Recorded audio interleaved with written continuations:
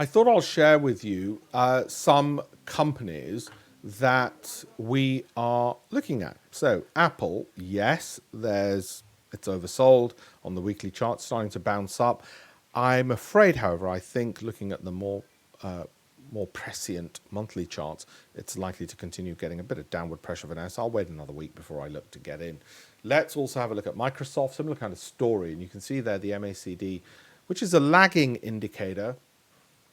It tends to be a bit slow to react. That's why we add the stochastic, which seems to be a bit premature to react. And it's forming, the MACD's forming something of a base. The stochastic's got overexcited and leapt ahead. But we actually suspect when you look at the monthly charts, there'll be continued downward pressure and this dip buying won't last. Similar story with Amazon. And you might say, well, no, Alpesh, I'm not going to hang around.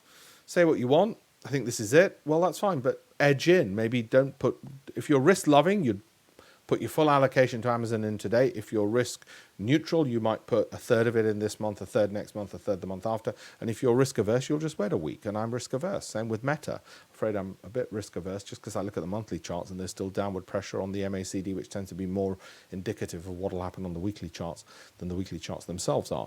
Costco, similar kind of story. PayPal, which, you know, I never thought it would drop this much. If it goes back up to where I think it will, even if it takes 4 years, I'll quadruple my money, which isn't bad. Got something of a base forming. I'm not in any rush to dive in. I'll wait another week and in my weekly updates and look at the links in the bio and follow me, and you'll get a better analysis. Well, you get an ongoing analysis for all of this stuff there. Okay? Thank you.